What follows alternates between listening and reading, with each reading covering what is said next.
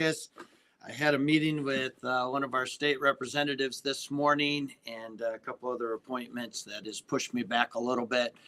But I am committed to working hard while I'm in my office to make time to share with you and to worship around God's word and to have some principles to apply to our lives.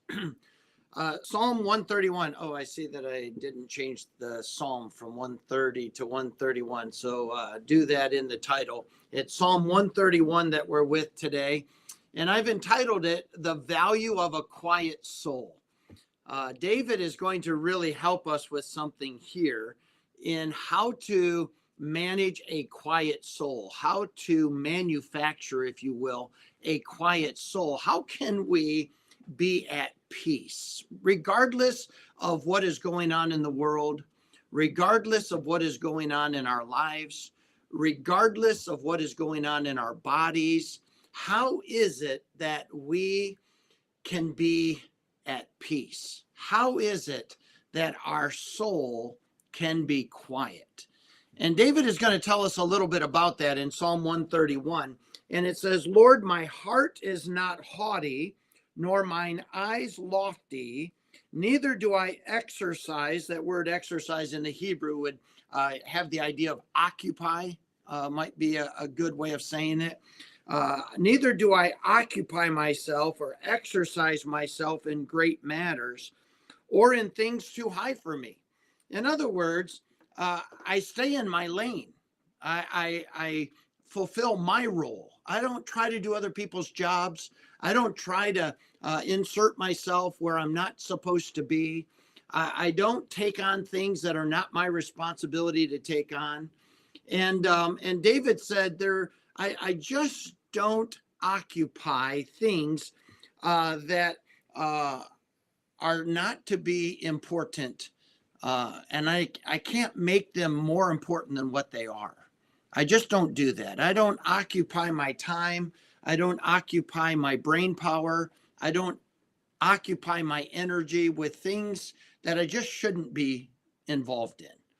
And I'll tell you, it takes great wisdom. It takes amazing restraint and discipline for people to live in their lane, to simply be content in their role. We live in a society that is always wanting to insert ourselves. We always want to do someone else's job. If we don't think that they're doing it the way that they should, or they're not doing it the way that we want them to, that we insert ourselves.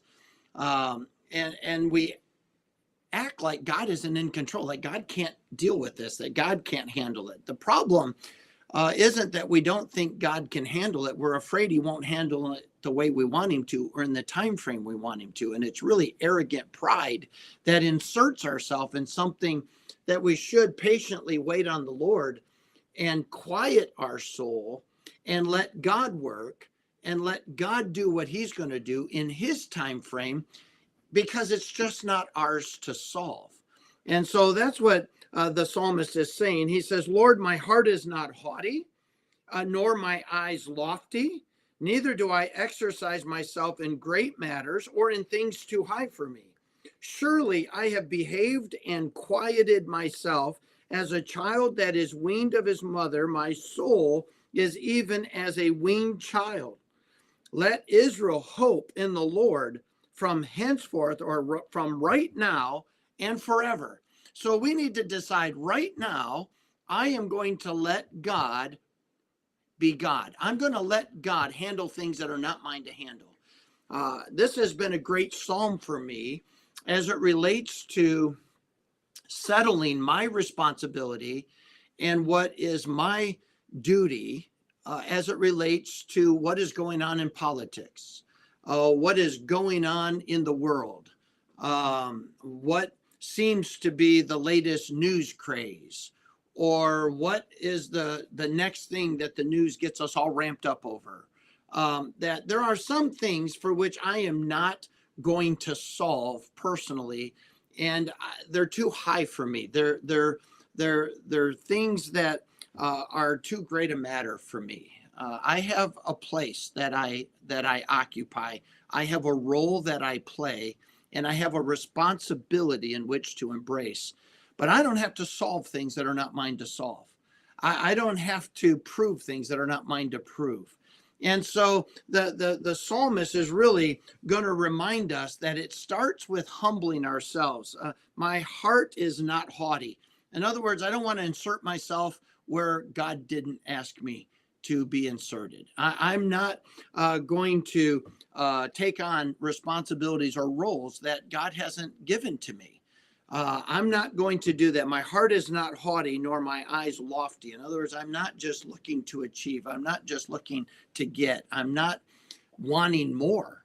I'm actually going to choose to be content with my lot in my role, fulfilling my responsibilities. And so he says to humble ourselves before God, which simply means to be content to let God be God. And David is really reminiscing here. He waited 25 years from the time he was anointed to the time that he actually became king over all of Israel. And there, there was a lot that went on in those 25 years. It didn't always make sense. It didn't always look like it was going to turn out. And so David is reminiscing, saying, you know what? I still just had to be me. I just still had to let God do what God was doing, even if it didn't make sense to me. And the value of a quiet soul is when I can humble myself before God and say, God, it's just not mine to solve. It's not my problem. And I can't fix it. It's not an arena for which I am to insert myself. So I'm not going to. And so the other side is to not to humble myself and to not think of myself more highly, or to think everything depends upon me. But to depend upon God is the second part. And so he says, I make my soul to behave, and I make my soul to be quiet. This idea that I have a responsibility. And I think as Christians, we need to move from our desire to have provisions to having a greater desire for the provider. Let me say that again. I think we need to move as Christians from our desire for provisions to a greater desire for our provider, and realizing that it's not about achieving, it's not about getting, it's not about inserting ourselves to get a result that we want. It's about depending on God to do what is outside of our realm, what is out of bounds for us, and trusting the Lord to take care of those things by simply doing my responsibility, fulfilling my role, and staying in my lane. And so that will help me have a quiet soul. And there is a value to a quiet soul. I hope that helps you. We'll look forward to seeing you tomorrow and looking at Psalm 132. God bless.